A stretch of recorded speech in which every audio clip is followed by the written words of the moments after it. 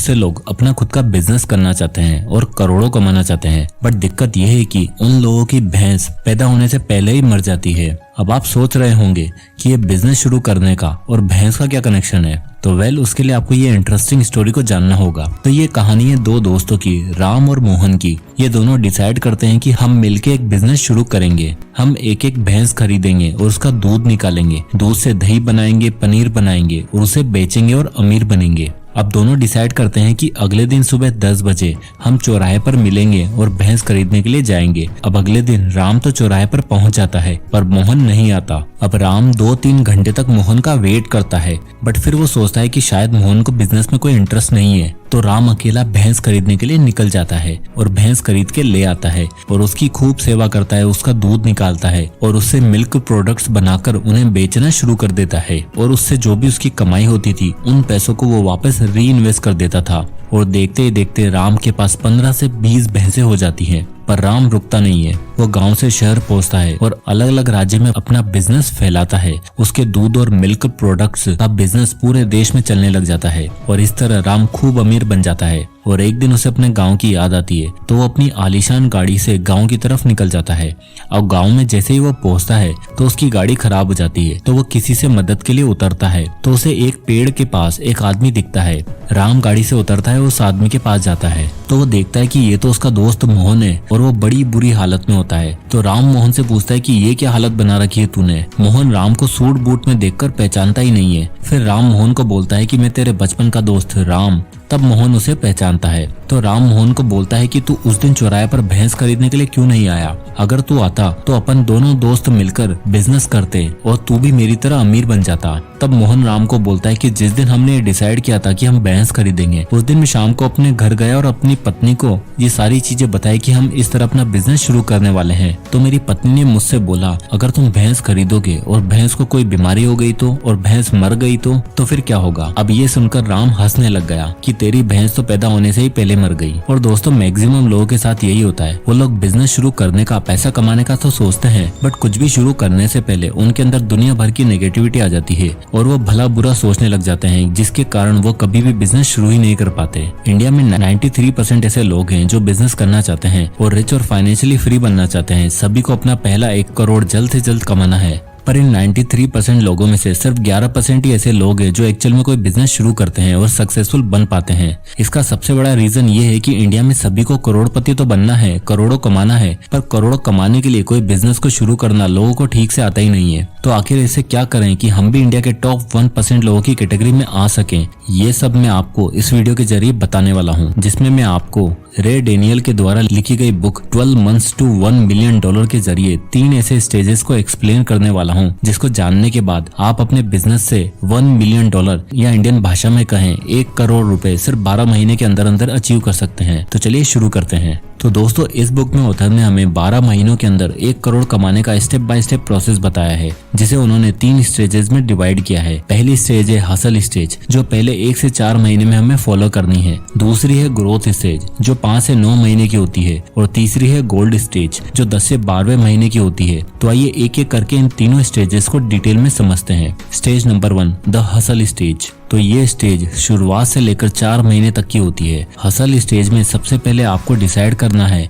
What product should I sell. India की सबसे बड़ी कस्टमाइज्ड फैशन वेबसाइट के मालिक प्रभ किरण सिंह और सिद्धार्थ ने जब देखा कि इंडिया में लोग काफी सालों से वही घिसा पीटा प्रिंट पहनकर एक ही तरह के शर्ट, टी शर्ट और लोअर्स पहन रहे हैं, तो उन्होंने सोचा वेस्टर्न दुनिया में कस्टमाइज चीजों का ट्रेंड शुरू हो गया है, तो क्यों ना टी शर्ट और शर्ट में भी कस्टमाइज प्रिंट कराया जाए, जिससे इंडिया में फैशन ट्रेंड चेंज हो सके। इंजीनियरिंग के 2 स्टूडेंट का विजन था कि इंडिया में फैशन सेंस को बढ़ावा दिया जाए और कहीं ना कहीं उन्हें ये भी पता था कि फैशन इंडस्ट्री काफी ज्यादा कम्पिटिटिव मार्केट है, पर हमारे पास कुछ ऐसे एडवांटेज हैं जो बाकी ब्रांड्स के पास नहीं है। 2012 में उन्होंने कंपनी शुरू करी और अपने खुद के 30,000 रुपए लगाकर टी शर्ट को प्रिंट करना, कस्टमाइज करना खुद से शुरू किया। एक कमरे के मकान में स्टोर बनाया और वहाँ पर अपना स्टॉक रखा। 50 से भी ज्यादा प्रिंट्स खुद डिजाइन करके रिजेक्ट करने के बाद उन्हें फाइनली अपना यूथ आइकन प्रिंट मिल गया, जो उनके घर वालों और दोस्तों को काफी पसंद भी आया।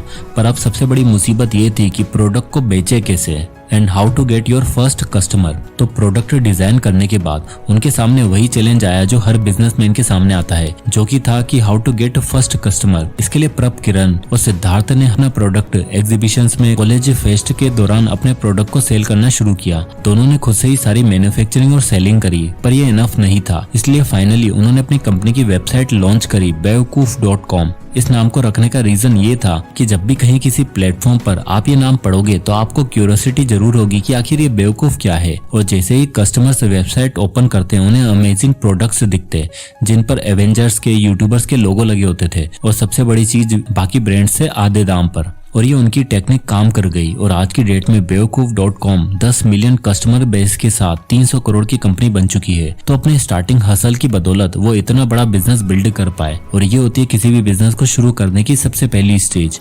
अब आती है stage number 2, the growth stage. Hustle stage के बाद बिजनेस की अगली स्टेज आती है द ग्रोथ स्टेज, जो लगभग 5 से 9 महीने के बीच होती है।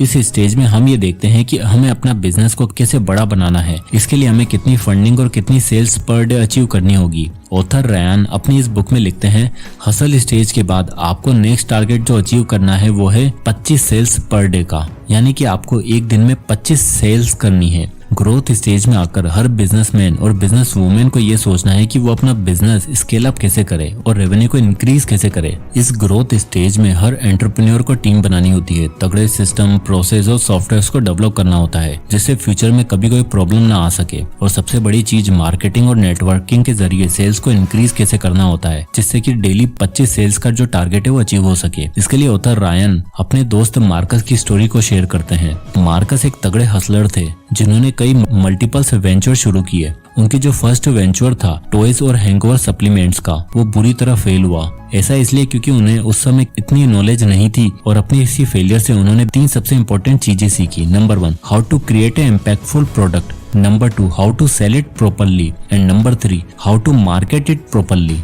उन्हें इन सब चीजों की नॉलेज तब मिली जब उनका प्रोडक्ट हिट नहीं हुआ और उन्हें लॉस फेस करना पड़ा।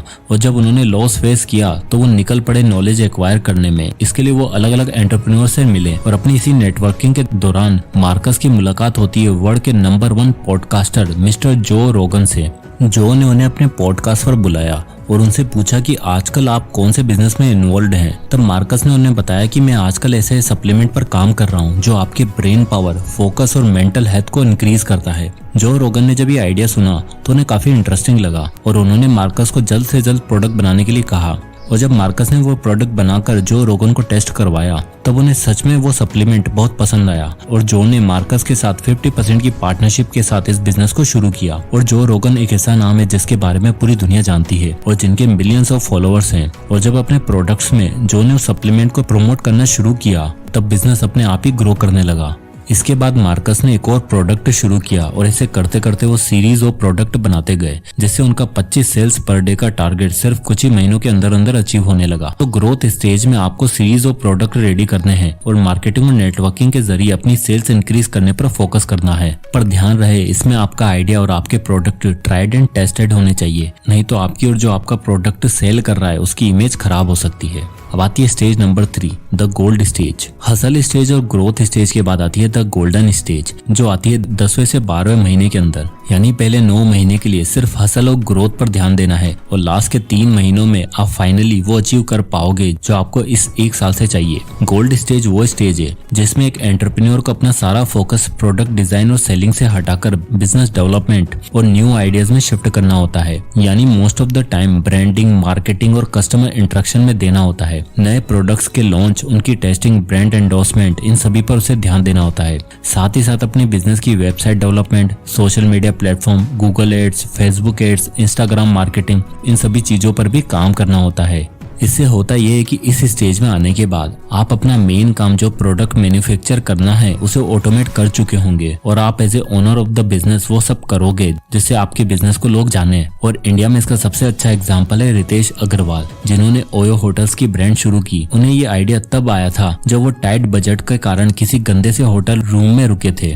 तो उन्होंने सोचा कि क्यों ना इस टाइट बजट वाली प्रॉब्लम में ही बढ़िया रूम सर्विस क्यों ना दी जाए। अपने फ्लैगशिप मॉडल के जरिए एक 19 साल के लड़के ने ओयो रूम्स की शुरुआत करी। उन्होंने काफी हसल किया, अपने बिजनेस के लिए खूब मेहनत करी। हर 2-3 महीने बाद नए नए प्रोडक्ट्स और services like OYO town house, OYO home शुरू किए और फाइनली अपनी गोल्ड स्टेज में आने के बाद उन्होंने सबसे ज्यादा उस चीज पर ध्यान दिया जो एक बिजनेस की सक्सेस के लिए सबसे जरूरी है, which is word of the mouth. Author Ryan बताते हैं कि गोल्ड स्टेज में आने का मतलब ये नहीं कि आपका बिजनेस बन गया और अब आपको कुछ नहीं करना, बल्कि गोल्ड स्टेज में आने का मतलब ये होता है कि आपका टारगेट अचीव हो गया, विच इज 1 मिलियन और 1 करोड़ इन 12 मंथ्स। यानी आपके बिजनेस से इतना रेवेन्यू जनरेट होने लग जाएगा और फिर आपको परसिस्टेंट के साथ इसी प्रोसेस को लंबे टाइम तक फॉलो करना है, जिससे आप सिर्फ एक मिलियनियर ही नहीं बल्कि एक बिलियनियर भी बन सकते हो।